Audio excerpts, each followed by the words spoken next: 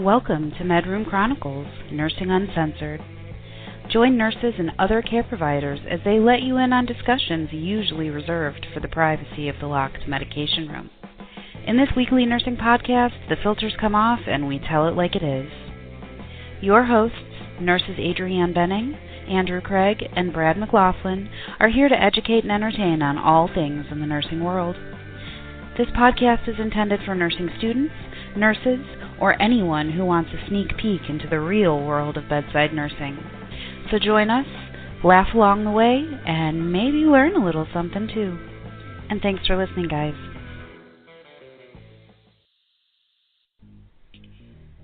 Hello, nurses. Here at MedRoom Chronicles, we may be uncensored, but we are not unfiltered. Protected health information has been changed and concealed to comply with HIPAA. The things we talk about are combinations of years of experience with thousands of patients, things we've read, or stories we've heard. If you think we're talking about you, we're not. Also, we're real nurses here to provide accurate and helpful information, but don't take us as fact without doing your own research. Refer to your state's Board of Nursing, Practice Acts, and your institution's policies and procedures if you have questions about your practice.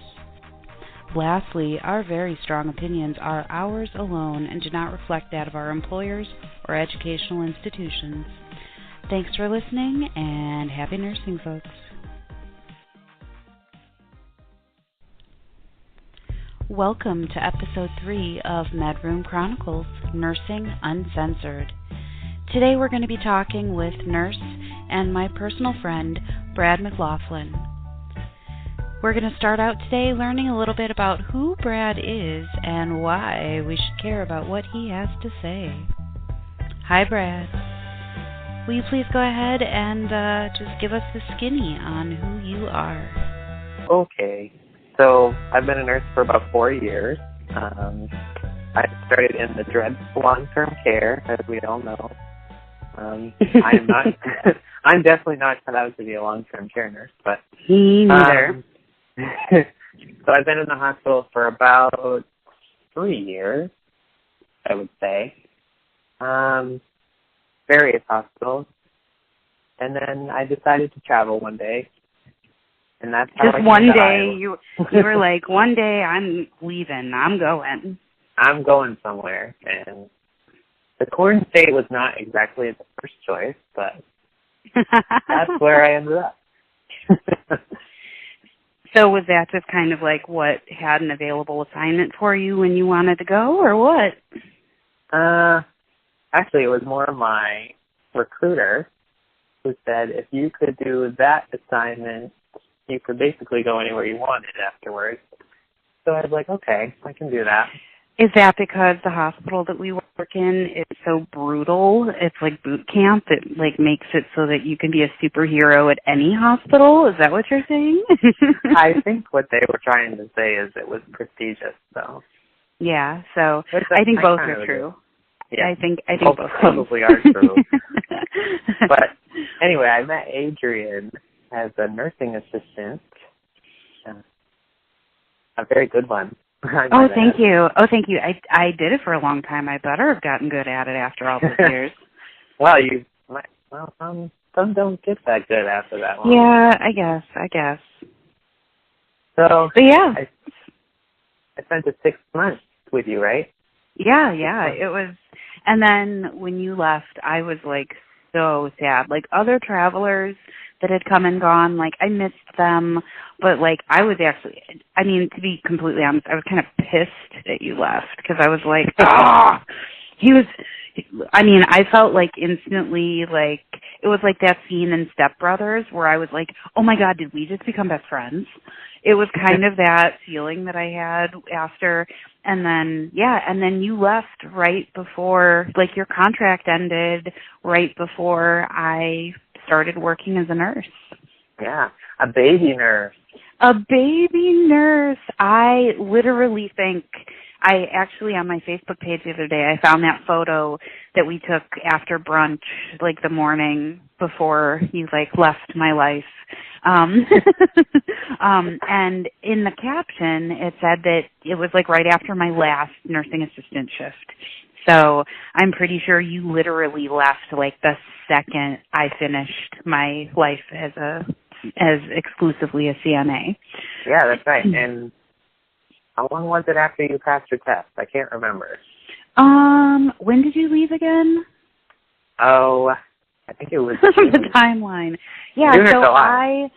So I got my license actually on July 1st. Like that was the day I found out that I had passed and that I had a license number. So, I mean, it was literally like right around the same time you left. So I had never even, signed my name as a nurse when you left, basically. So that's why the other night when we both worked together for the first time, which it hasn't happened since, yeah. Although it's still early in the game, but it felt so weird to me, not for any reason other than I was totally used to seeing you walking down the hallway in our designated colored scrubs, but I wasn't used to being like in those scrubs. Exactly. So, so this is still a new experience. So, but I think that you bring a lot to the table because not only do I think you're an excellent nurse, and I literally like have been awaiting your return, not just because we're friends, but also because I'm like, I can learn some shit from this guy. So,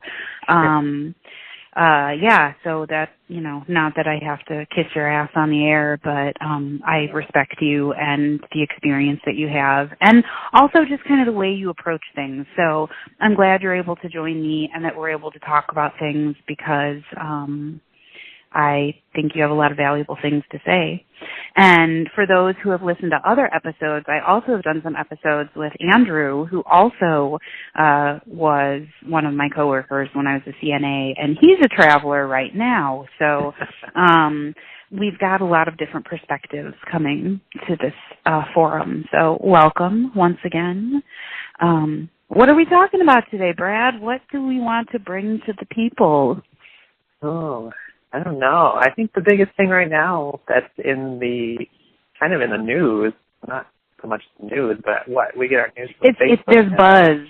Right. There's buzz going around about nurses and the use of social media. Yeah. I think this is a big deal. So in the 4 years that I've been a nurse, I think I've heard more about nurses getting terminated for the use of social media than for any other reason, right? Yeah. And oftentimes it's not malicious. Oftentimes it's somebody said just a little bit too much in a Facebook post, or I don't know, what else? Well, I mean, I think we've actually had a run-in with it, not so recently, but people just taking harmless pictures or at work taking pictures that's not even work-related, and something's in the background, Yeah.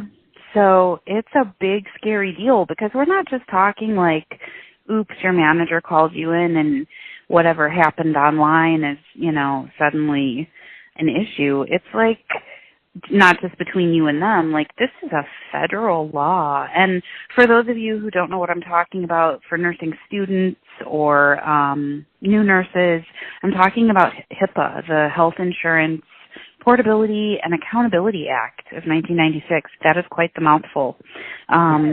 But yeah, so basically it's what protects everybody's health information. And with that protection comes, like you not talking about them on social media, whether it be a private account or not.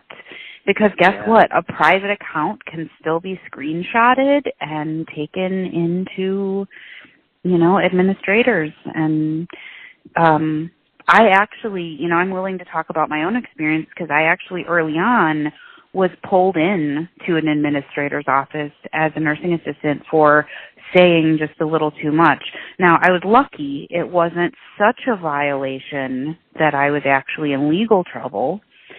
However, it was close enough that someone that saw it reported it, and I'm glad they did because it was a mild violation and it didn't actually reveal too much, but it was on the borderline, and it made the hairs on the back of my neck stand up. It caught my attention. Yeah. So, and I mean, anyone can have that run-in, really. Yeah, absolutely. And so I'd like to make a list just of some of the ways that this can go wrong, because there are a lot of different ways, like what we're talking about now. You could accidentally take a harmless picture of you and your friend, and on the wall behind you there's an assignment board with a list of 30 names, and people know where you work, your employer is listed on your Facebook page. Suddenly you have a major breach of patient confidentiality. So that's one way. A second way is that patients reach out to you and they want to be your friend, they want to follow you, and then you have the dilemma of, well, then it opens a whole different Pandora's box. We'll get to that. So then there's the act of actually interacting with patients on social media. And then even the third way is that you can incriminate yourself in ways that affect your patient relationship. And what I mean by that is, like, for example, say you have a patient that comes in and they come in a lot because they're detoxing, and that they have alcoholism and they have disease related to that. Well, you come in and you're trying to, give them patient education on what their drinking is doing, and they don't want to fucking listen to you because they saw a picture of you on Facebook doing a beer bong in a bikini in Cancun, so you have to think about this. Like, your credibility is at stake as well. What kind of image are you putting out there? I Google my name periodically, not because, basically just because I want to make sure that there's not horrible shit about me that pops up on the first page of Google. Not that I put anything out there, but, picture me walking down the street picking my nose or something. You have to know what you're putting out there because it is permanent. The deep, dark internet is not going to let that shit go. Right? Would you say those are some pretty overarching categories of the way this can go wrong? A lot of us put everything about our lives on Facebook, but what some people don't understand is when you add, let's say, you update your information and you say, I work at blah place. You have now opened your whole profile for that place to look at. You have to understand that what you post now your employer can look at. And I don't think a lot of people understand that, because you may like the page of your employer, and some employers even require you to like their page so that they can keep an eye on you. So you have to really be aware of what you post. And I can talk about one of my run-ins too, because it was maybe a little more than mild, but it wasn't an offense that was, I couldn't have, no one could have done anything about it. When I think it was 2 years as a nurse, I had a patient that we had given a lot of medication to, and I'm not talking like one vial of medication. I'm talking like 12 vials of medication. And one of the other nurses decided to take a picture of it. Like, holy cow, this is a lot of medication. Right. And she was the one that posted it. But I commented on it, as someone usually does. And what we didn't realize was the location of where the med dispensing unit was had the unit on it. So there was no patient information. Oh. There was no name. There was no identifiers. But the only thing was the unit was listed on the medication dispenser. So basically, you gave a giant X on the map of where all our drugs are in this hospital. Basically, Here's your treasure map, guys. Yeah. So we did get called into the office, and actually the other party took responsibility because it was more her fault because she posted the picture. But it just goes to show that even the simplest things can identify you. Absolutely. And it can really create a detriment to not just you because you violated that, but your patients.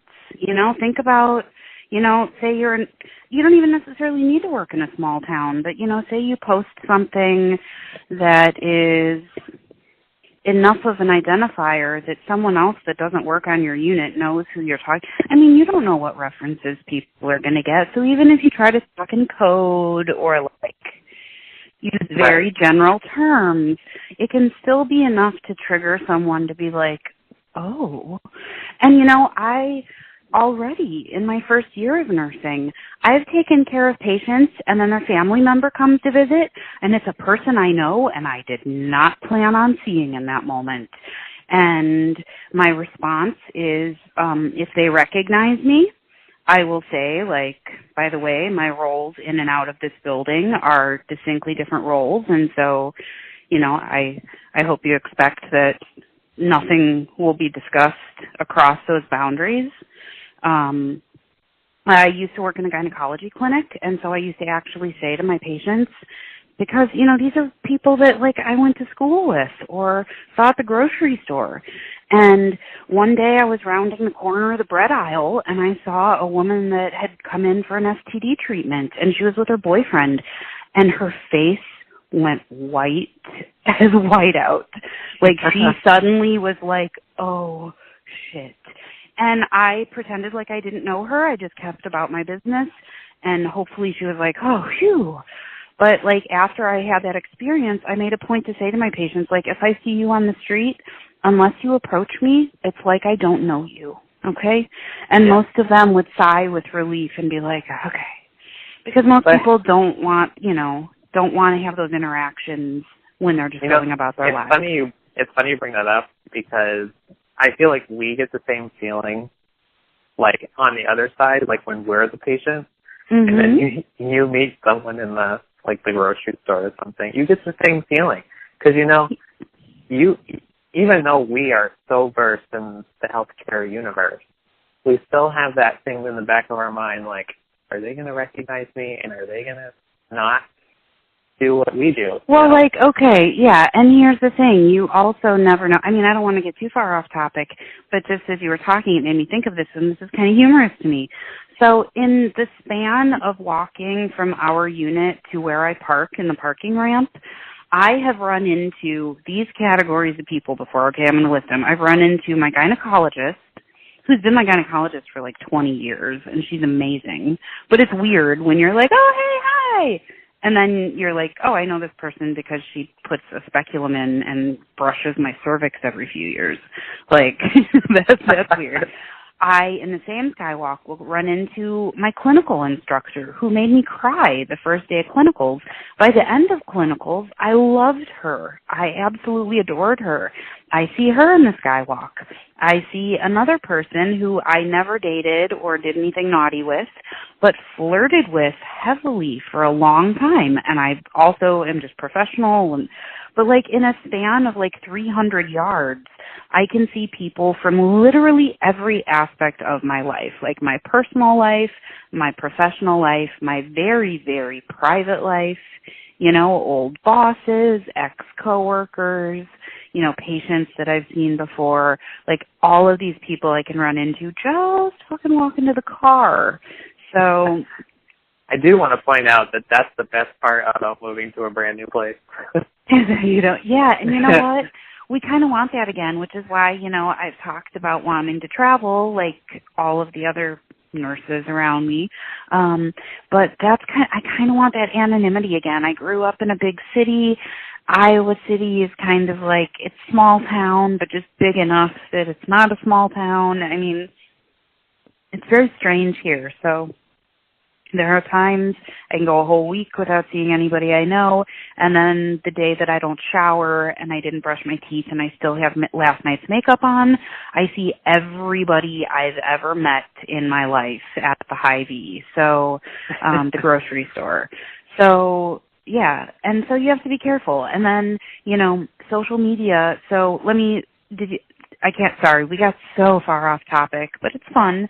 But just so that everyone knows, that we will get into traveling and that topic at a later date. Yes, we will. But I do want to stay on task. I'm the one that throws us off topic. Back she to does the that at social work, media. too. Yeah, well, yeah, but my patients are well cared for, and everybody usually has a good time as long as I'm not totally freaking out, which that also is another topic, new nurse freakouts. That is a topic that I really want to touch on. This was how my episode with Andrew went, too. We'd be, like, talking about something, and we'd be like, oh, yeah, we got to talk about that later, too. I mean, this is what the world of nursing is. It is an endless cycle of things that we have to talk about right now. Yeah, and a lot of food in the break room. Yes, food in the break room. That's so funny. That's perfect. Yes. So, yeah, but, okay, let's refocus. Social media. So we've talked about running into people in person, and that's social, but that's not social media. So, it kind of is. It kind of is. It's pretty on topic, actually. It is. Go ahead. Mostly because these people have met you, and they might actually see you on social media too. And if it's someone with like your doctor, do you friend them on Facebook too? Like, you've known this person for 20 years. That's something you also have to think about. Right. And so I actually very recently, just a little bit of self-promotion, I have a blog called Night Nursing Nuances, and I did a blog post. I'm actually looking it up right now. I did a blog post about social media because I got my first ever friend request from a patient. And ordinarily, if it was just someone that I had taken care of once or twice, I would have just like flippantly just been like, no, sorry, nice try. But my blog post is about, I wrote it on May 10th, and if anybody wants to look it up, it's at Nurse Drizzles, DRIZZLES, at wordpress.com. Anyway, this was a real conundrum for me because this was a patient that I took care of through a really, really hard, long, at times dark recovery. And this person ended up leaving healthy and not about to die. And it was also like in my first few months of nursing. So this person actually was really special to me. And so my instinct was, oh, yes, I want to see everything this person is doing, and I want to know how they are, and I want to talk to them. But then I immediately had this feeling of like, no, because like I'm a pretty mouthy person. Like, I try to keep my rants on Facebook to a minimum. I've tried to stop putting political stuff up there just because it makes me absolutely freaking insane. But I immediately was like, I need to decide here and now whether it's all or nothing, because I feel like it's a slippery slope. You approve, because we see a lot of the same patients over and over again based on the nature of their conditions. And so it's very possible that and also these people know each other because they're hospitalized together at the same time. They run into each other in the cafeteria or wherever in the hallway. So it's a small network, and if I let one of them in, I have to let them all in, I feel, because I'm not someone who's going to play favorites or make someone feel bad or whatever. So that's one aspect of it. The other aspect of it, so here, I want to actually open up my blog post because I feel like I made some good points. So how do you feel about that, first of all? The fact that these are people that, do you feel like it's an all or nothing kind of thing? Like if you accept one patient friend request, you can't pick and choose. You got to let them all. It's like inviting kids to your third grade birthday party. Your mom's like, you can't just invite like your 5 best friends. You have to invite your whole class. I feel like it's kind of like that. Do you? I don't feel that way because my policy has always been never to friend a patient. I did have an instance where I did have a patient friend request me, but it was also while she was still in the hospital and she was young. So I thought about it very fleetingly, and I was like, obviously I'm not going to, because really I shouldn't open that door for that type of relationship. Granted, she may have friend requested me because we had a pretty working relationship and I was the only one that she was comfortable with in the hospital. But I also said, I can't do this with anyone. No Facebook friends, Right. Because then you're getting into the dangerous waters about if they friend request you, they could also reverse and say, well, this person did something that violates HIPAA, So you never know. Right. And, I think it's a slippery slope. So I, too, have chosen not to allow any. And this person that friend requested me, because it was someone, I wouldn't have done this ordinarily, but because it was someone that was so special to me, I did send just a really brief reply that said, hey, it's nothing personal. Every nurse makes this decision for themselves, and I have chosen to keep my social media private from anyone that has been a past or potentially future patient of mine. I hope you're doing well. The end. So I did do that. I wouldn't have done that for anybody, but in this case, I felt it was important for me to say that to this patient. I wouldn't do that. I wouldn't accept a patient. So one of the other reasons I have, I'm just going to go through my list, and then I'd like your rebuttal on each of these, if that's cool with you. That sounds great. Number 2, because people like lists. I am such a list maker. My whole life is a series of lists. Number 2, I feel that I should not clutter the relationship. I'm a very opinionated woman on political and social issues. Generally, I'm leaning in the direction of helping people who are underserved or getting screwed by the world at large. But I don't want to know if people that I take care of have these ideals or beliefs that are starkly in contrast with mine. I don't think my care, I'm going to give everyone the same care because that's what I signed up to do as a nurse. I am not going to, I don't want to be subconsciously or consciously swayed by knowing that, oh, this person feels this way about this issue. This person is a racist. This person is a homophobe. This person abuses children. This person is in jail. I don't want to know about that because I don't want it to affect my ability to save their life. That's how I feel about that. That's a very accurate view. Mostly because, mostly because we really shouldn't let that stuff get in the way of taking care of people. We can't really refuse to care for patients unless we feel unsafe, and we'll get to that in another topic. But in nursing school, they're always you can't really refuse to take care of someone based on views. It's just not. I mean, you can, but it's very hard with staffing ratios. You better have a damn good reason if you want to turn down a patient, basically, is how it goes. You can. I mean, most places have coworkers that would be understanding and say, okay, well, we'll switch people. But, you can't, in some areas, you can't do that. Inner cities, places like that. You have to let go of your judgments, and you have to take care of a person for the greater good. And right.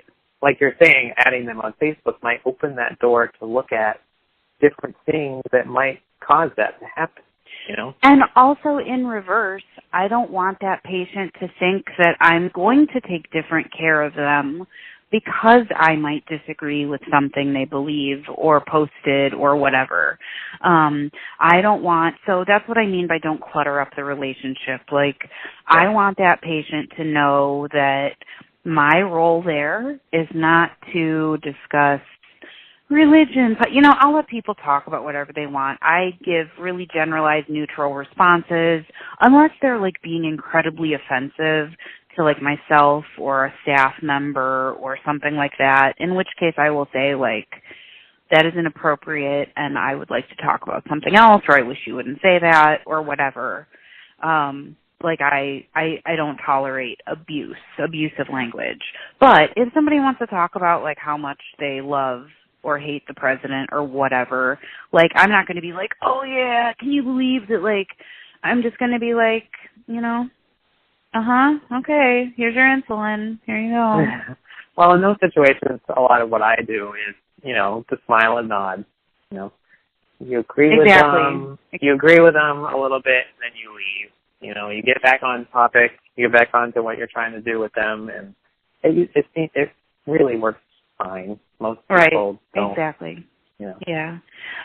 Another reason I don't want to get anyone on my social media, the reason I don't want to let people into my private life when I'm taking care of them as patients is because we've had some pretty manipulative patients, and I don't necessarily want them knowing really intimate details about my life. Not that I'm putting, my address up on Instagram or anything, but, I don't want that person to know necessarily what my soft spots are. Or, I don't want them... Yeah. Yeah, and same way, if it's a patient that I feel is unsafe and would come after me, then, I'm always grateful if I have, let's say, I hate to single out the prisoner-patient population, but say I have a prisoner that I'm actually kind of scared of, because we had one of these way back that I actually was like, I'm really kind of, there were 2 guards in there. It was someone who had been really violent in the ICU, and I was kind of scared, to be honest, even though there was no incident. My shift went fine. But I was like, the person was on ISO, so I had to wear an ISO gown, and I was like, thank God I don't have to worry about covering up my name. My badge is under my ISO gown, because sometimes you do have to worry, is this person going to get out of jail and come find me because I denied them pain medication that one time and they're really pissed and can't let it go? You've got to protect yourself. So, and that in general, there are a lot of things that I put on the internet, and in some ways I accept the fact that I'm not that hard to track down, but also, I'm a public employee. My salary is published online. I'm a state employee. So, there are certain things that I've accepted as, a certain amount of risk of living in the world. And also I try to live my life in a way that's not going to super duper piss a whole bunch of people off to the point that they want to put a bomb in my flower pot, Right. And this is one of the reasons I actually do not like that they put our last names on our badge, because the last facility that I worked in, we were allowed to cover it up with tape. And a lot of people ask why I did that. And I said, because I do not want people that really I don't know. I don't know any of my patients really on a personal level. I don't want them to know my full name, because what if they decide, I'm going to look him up and I'm going to find him, And it doesn't have to be someone that's upset with you. Right. And I want to devil's advocate for a second, just because I want to keep all perspectives in mind here. Some would counter to that and say, well, you get to know everything about them. They should know who it is that's pumping medicine into their veins and knowing their most personal details about what their rectum looks like. So some people would argue that, part of doing this is that, you, like your physician, how would you feel if you didn't know your doctor's last name? It's kind of, from our perspective, we want to be protected because we see patients that have psych issues, substance abuse issues, that are criminals, that are whatever, and violence is a real thing, and we'll talk about that in another episode as well. But yeah, what would you say to that? Some would say, I don't want to have a surgeon and all I know is his name is Bob. I don't want to know that the nurse that's giving me a blood transfusion right now, her name is Sally P. Especially since, you're legally putting your name on their medical record as well. So if they get their records, I see what you're saying, but also that's one of those subjects that as a baby nurse, I'm still I don't really have a strong opinion. I'm open to constant discussion and education. Yeah. And it's not so much, I mean, you're correct that we do take care of these people and we do things that a lot of people don't, but you have to think about all of the other services that also don't give their last name, like paramedics.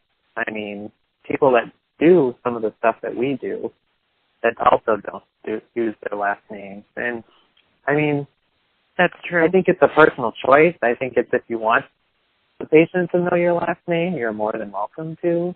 I just know where I worked, it was not something that everyone was willing to do. And we did take care of a population that potentially could use that information against us. Sure. And, I think also, I do want to point out that our perspective, or at least my perspective, I can't speak for you, my perspective is that of a mid-sized community. We have violence, we've had murders. However, I moved out of Chicago a long time ago, and so it's not like I'm living under constant threat of violence like some people are, like some people working in emergency departments in some communities. Like, their threat is way bigger than mine is. I've been punched. I've had things thrown at me. Like, I've had patients try to bite me. But, like, I've never had anybody, like, pull a knife on me, for example. So, I mean, that's a separate issue. But I guess what I'm saying is that, like, maybe my openness with my life and where I exist, I'm pretty open to it because, I have been kind of in a bubble. If I lived in Cook County where I grew up, I wouldn't be like posting pictures of my front yard. I'm not, granted, like the world is getting smaller and people can get to you no matter what. However, like, I'm an unimportant speck on this planet. Like, if somebody wants to take me out, well, they're going to find a fucking way whether I have a public Instagram account or not. Right. And, I mean, the world is so small now anyway, because we have Facebook and we have Instagram and we have Snapchat and we have Tumblr. I mean, that makes the world pretty darn small, if you ask me, because you can type any person's name into the Google search and find them, Exactly. Just like when we Googled ourselves the other day, Yeah, and I think I joke about it, but I really do have a pretty large online presence because I have been so active with, like, blogging. Like, I did some stuff for a local entertainment magazine in town. I blogged. I was actually a rock photographer for a little while. Mm-hmm. Thank you very much. Small fish, or big fish in a small pond, but it was fun for a long time, and people appreciated the work I did. But when you Google my name, a lot of stuff comes up, like everything from, like, family portraits that people have allowed me to post on my Flickr account to, like, burlesque shows that I've photographed. Like, one of my top 10, like, most popular photos on Flickr is from a burlesque. Actually, two of them are from a burlesque show, and one is from a belly dancing performance. So, yeah, I have quite the varied online presence. I'm sure people would, like, Google me and be like, I don't know what the hell she's doing, but okay. Yeah. All right. I want to get back on topic again. My life is one big tangent. My life is one big tangent. And that's the other thing. So there's been talk about it at work. I don't know what the issue was. I don't know if you know what the issue was, but there was enough of an issue, I guess, at work that an email came out from management that said, like, we don't officially have a policy. However, you need to be really damn careful. I mean, I'm paraphrasing, of course.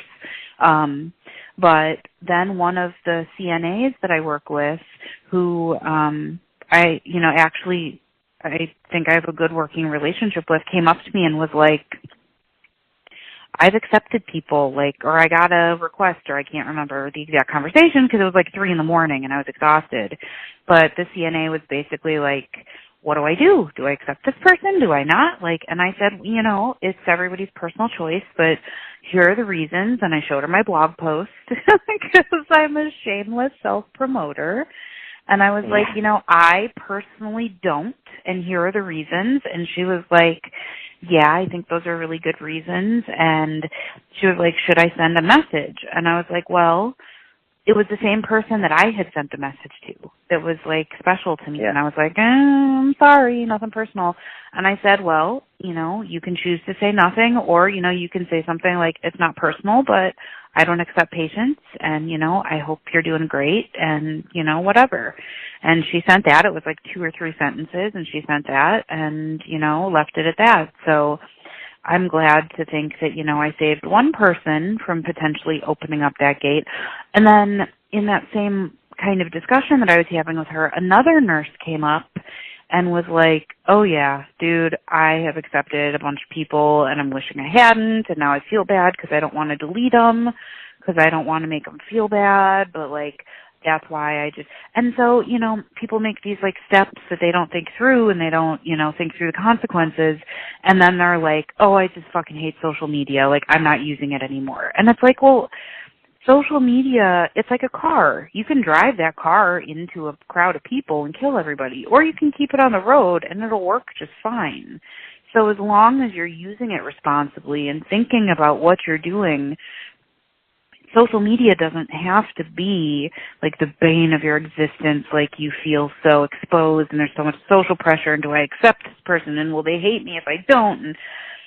And then you can just say to people, I just have a personal and professional boundary line that I keep very tidy, and it's nothing personal, and I hope you understand. And then, I've also had people that have offended me so much that I'm just delete. I don't care. And then I still work with them, and I work just fine with them, and that's just that, Yeah, and, it's very interesting that the hospital doesn't have a policy on this, because we hear a lot about people being terminated because of the social media problem.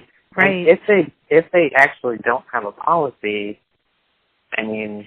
Then what grounds are they using to terminate? Right. They could be using the legal federal grounds for HIPAA, but I'm not sure where that's stemming from. And for all of the nursing students that choose to listen to us, you're going to hear in your nursing education about the ANA, the American Nurses Association, view of social media. It's usually one of the first or last things you guys listen or read. Mm-hmm, mm-hmm. And they did send that out to us when they brought that to our attention. And it's kind of what we've already been talking about, the same views, that, HIPAA can be breached and patient privacy can be breached, and really you shouldn't put any patient information on there. So, the federal agencies have also put out a lot on this topic because it is such a hot topic. Mm-hmm. I'm actually right now, I'm looking for, so I'm between semesters right now, so organizationally I am a hot mess. But I actually have, when I started my nursing job, went through the entire full new hire orientation. You, since you already worked on the unit and know most of the policies that you need to know, you went through an abbreviated. So I'm assuming they didn't give you the big long talk on social in nurse residency. In any case, they gave us these pamphlets about the responsible use, and I'm looking for them. And of course, because of the time of night it is, for those of you who don't know, Brad and I are also both night shifters, same as Andrew in our other podcasts are. So I'm usually very fastidious and organized, but tonight that's not happening. In any case, they did give us these pamphlets, but they were, kind of, I don't want to say they're wishy-washy because they were helpful and did have good information in them. Gosh, I wish I had them. I will try to find them and post them on our Tumblr account so that folks can look at those. That's medroomchronicles.tumblr.com. go over there and follow us. But it basically said, like, you know, it is your decision. However, here are the consequences of the choices you make. And so I think it's more like a parent, instead of saying, you know, you have to do these things, I think it's a parent saying, like, you know the rules, and if you make any bad choices, it's on you, bud. So, but, you know, that's not much of a guide. I mean, it is, because they say, like, these are some of the risks, these are the consequences, you know, this is what you should consider. But really what they should say is, you know, unless you have a really specific reason or a specific job, you probably should not be connecting with people on private media. Like my Instagram account, it's public. However, the most public, like the most personal thing I post might be a photo of myself and my partner. But just set up another account. Set up not necessarily like a dummy account, but like set up, you know, an account that is literally no real personal information. It's like your public, you know, like your LinkedIn account, you know, it says who you are and you have 2 dogs and you like to go sailing, but it like doesn't have pictures of you doing body shots last summer down at your beach house. Like, right. Because you do that all the time, right, Brad? You like do body shots down at your beach house? Daily. So, Brad, are you a big social media fanatic like I am? Definitely not. So Adrian snaps me like 12 times a day.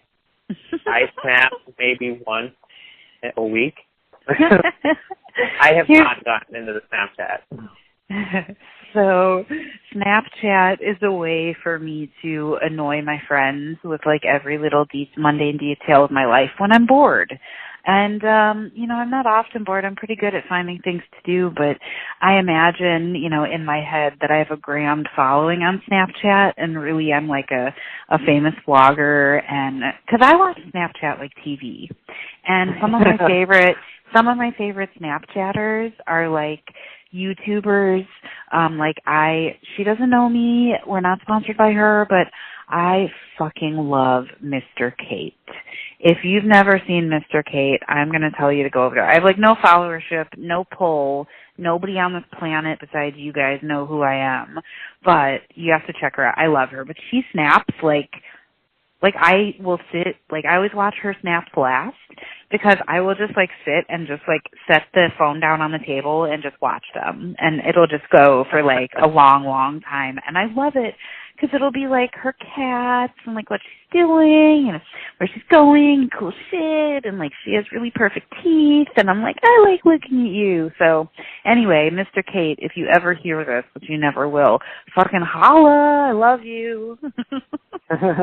Well, you know, now that we're on the subject of Snapchat, what do you think about Snapchat in the setting of healthcare? Because, you know, everyone says, oh, it's not redeemable, it's only there for 10 seconds, like, you know, I don't know about that. First of all, you not only can you screenshot traditionally anything so that you basically save whatever's on your screen. If you do that if you actually do that the traditional way, they see that you've taken a screenshot, so at least you kind of know, oh shit, somebody just took a picture of that, maybe I shouldn't post any more things like that. But also there are hacks and like ways around everything. So like I don't remember how to do it, but once I Googled like how to take a Snapchat or a screenshot without that person knowing, there are ways to do that. So, you know, don't be sending titty shots or like dick pics or anything like that on Snapchat, because they could even take that picture with another phone. I mean, let's be real here. Like, everybody's surrounded by, like, right now, I have my laptop, my tablet, and my phone all within, like, arm's reach. So don't tell me that, like, oh, it just disappeared and it's gone. You got to be careful with that shit. Like, the stuff that I post is, like, when I make a recipe, I post, like, artsy fucking poses, 10-second shots of like what I'm cooking. I'm sure that people that I have this, lots of people, people look at my stuff. I have like 20 people that look at my snaps, and I have a small group of people that actually like respond on the regular, and they'll be like, haha, that's awesome, or like, whoa, just like random whatever. But I love those interactions, like, because these are people that otherwise I might not get to have. These are like friends that have moved away, or like people that I knew when they lived here and then they moved away. And when we started talking on social media, we got to find out that we actually really would have gotten along if we had met sooner. So like, I don't think social media is irredeemable. Some of my best friends, including the year that you were gone, if it weren't for social media, like I don't think would have necessarily, like I don't think I even had your phone number till you moved back here, honestly. Like, because we were communicating through Messenger or through Snapchat or whatever. So, I think that while social media definitely can be a drudge on people's lives, and some people really do need to protect themselves from it. And if you're one of those people, please don't think that I'm like glorifying that you get into that. But for me, it really is an important tool. Like, I like to talk. As anyone who's listened to these podcasts knows, I can talk forever. And if I don't have really people, everybody. If I don't talk to people online every day, then Doug gets home and I talk till his ears bleed. So this really is a public service for Doug. This is so he doesn't have to listen to me talk about every single thing I saw and heard about and read about and every person I talk to, or yeah. So do we have any other points about social media that we want to share with our listeners? I don't know. Is there anything left on your list? No, that was all of it. It was a really short list. Well, that's perfect. I know, right? But I think those are the big points. Like you wanna protect yourself and you wanna protect your relationship with your patients, because regardless of the setting you work in, like there could come a point where their life is really in your hands, and you don't want anything muddying that up. Right, and you want to protect the nursing profession, really, because if people start seeing certain things online or people posting things that will compromise personal information, they're going to think that nurses do that all the time, and they're not going to trust us anymore. And believe it or not, nurses are the number one most trusted profession in the United States. So you can't hinder that. Yeah, we are. And that's a big responsibility. And, they talked a lot about that in nursing school, about how, I have mixed well, I'm not going to go into that. Let's just say, at times I feel like nursing is like the military. We have a set of ethics that we work by. We are trained very specifically to fulfill very specific roles. We have things that we can do by protocol and things that we need to do with commands from those above us that, have more experience or, licensure or whatever. But at the same time, when we're on the front lines, we have to make decisions that affect people's lives. And, that is a big responsibility, and we do have to protect that profession. I think there's probably a million more things we can talk about this topic, but I think we've basically hit all of the major points. And I agree. I think that we could talk about this for days. But since we can't, we want all of you listening to comment. We want to hear your comments. We want to hear what you think about what we've said. What's your policy on social media? Do you let people in? If you have, what has your experience been like? And how do you draw boundaries when patients try to step over them? Give us some love, share, like our posts, and come back for more. We've got a lot more coming up later. Are we going to hear from you again, Brad? Are you on board? All right. Welcome. I'm so glad you're a part of this.